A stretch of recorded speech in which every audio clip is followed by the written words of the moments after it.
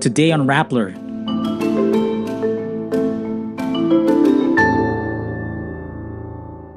The Quezon City Police apologizes for an avenue closure that dragged Vice President Sara Duterte's name into the fray. Bomb threats trigger heightened security alerts in 42 commercial airports in the Philippines. The Philippines' economic authority warns rate hikes could hurt the economy instead of fighting inflation. Forensic pathologist Raquel Fortun questions the theory that a 14-year-old student died due to a face slap from a teacher. A Bulacan court acquits Jovito Palparan and 5 others in the abduction and torture of Raymond and Reynaldo Manalo. A film adaptation of Paulo Coelho's The Alchemist is in the works once again.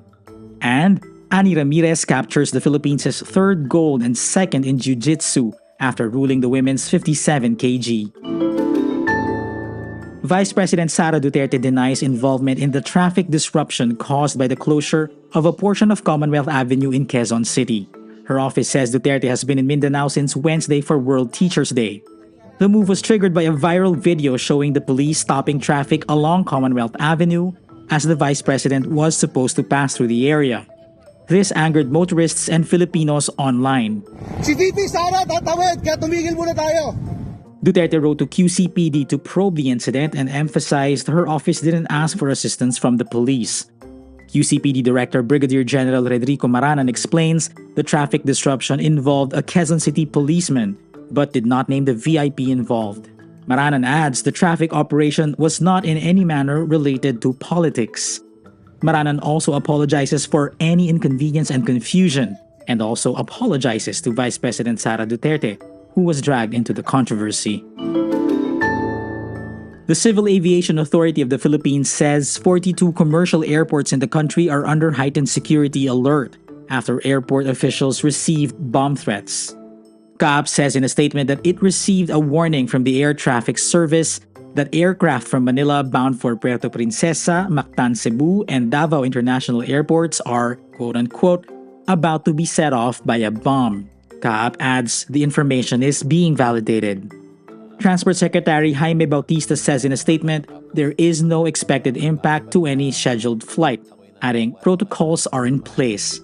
He adds patrols and canine units have been deployed to all terminals, while law enforcement agencies are coordinating closely. CAAP spokesperson Eric Apolonio says the agency decided to delay its public announcement of the heightened alert status to avoid causing panic, but says all 42 airports continue to operate normally. National Economic and Development Authority Secretary Arsenio Balisacan says an interest hike could just hurt the economy even more. This as the Philippine Central Bank is set to hike interest rates in November to control rising inflation. Balisacan says raising interest rates will hurt the economy, will hurt consumers, will hurt producers, and that has also long-term effects. He adds the hike could also impact foreign exchange rates and make the country's exports more expensive. He says doing so would put the economy, quote, quite away from our peers in the region. Inflation in September jumped to 6.1%, going up for the 2nd straight month. Year-to-date, average inflation stands at 6.6%, pushing further away from the government's target range of 2 to 4%. Forensic pathologist Dr. Raquel Fortun questions the theory that the cause of death of a 14-year-old student in Antipolo City was a slap from his teacher. Based on the death certificate, Francis J. Gumikib died due to brain hemorrhage. Fortun emphasizes the cause of death is unclear. She points out the death certificate did not specify the underlying cause, which is crucial in determining what led to the hemorrhage. The death certificate indicates suspected presumptive pulmonary tuberculosis and child physical abuse played significant roles in contributing to Gumikib's death. Gumikib's mother says her son was slapped by his teacher on September 20. He complained of ear pain and dizziness but continued attending school until September 26 when he was rushed to the hospital. He fell into a coma and passed away on October 2. A Bulacan court acquits former General Jovito Palparan and 5 others of the 2006 kidnapping and illegal detention with serious physical injuries of Raymond and Reynaldo Manalo. Sa pagkakarinig ko, ang naging basis ng decision ay unang-una, hindi daw na-identify ang mga testigo Paunahin na si Raymond yung mga akusado. The Manalo brothers filed the case in 2016, a decade after they were abducted at gunpoint from their farm in Bulacan. The military suspected them to be members of the Communist New People's Army. In their testimonies, the brothers said they experienced torture while military personnel interrogated them over 18 months at various military camps. Raymond was a key witness in the 2006 kidnapping of two University of the Philippines students, Sherlyn Cadapan and Karen Empeño. His testimony led to Palparan's first conviction in September 2018. A film adaptation of Paulo Coelho's international bestseller The Alchemist is in the works once again. Entertainment site Deadline reports Legendary Entertainment, which produced films such as Steve Jobs, BlacKkKlansman, and Dune, acquires the rights to adapt the best-selling book. The Alchemist tells the allegorical epic story of an Andalusian shepherd who goes on a quest to the pyramids of Egypt in search of treasure. Paulo Coelho's The Alchemist was first published in Portuguese in Brazil in 1988 and was later translated into 53 languages. Meantime, publisher Tidal Wave Comics publishes a comic book about the journey of pop star Billie Eilish, from a young dancer to Oscar-winning songwriter.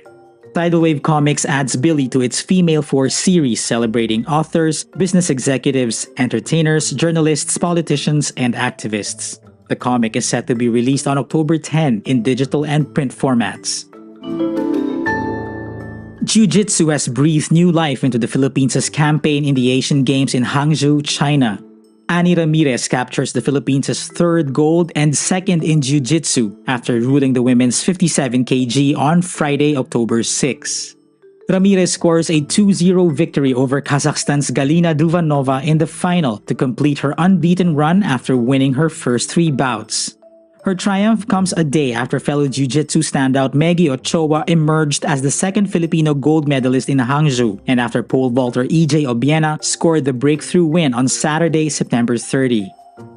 Meantime, Filipino boxer Yumir Marshall accepts defeat in the Asian Games after a contentious unanimous decision to China in the final of the men's 80 kg division on Thursday, October 5.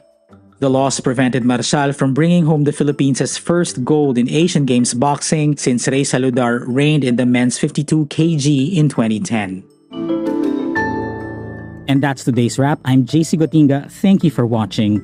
Click the link below for the full story. Follow us on Rappler's YouTube, Facebook, X, Instagram, and TikTok.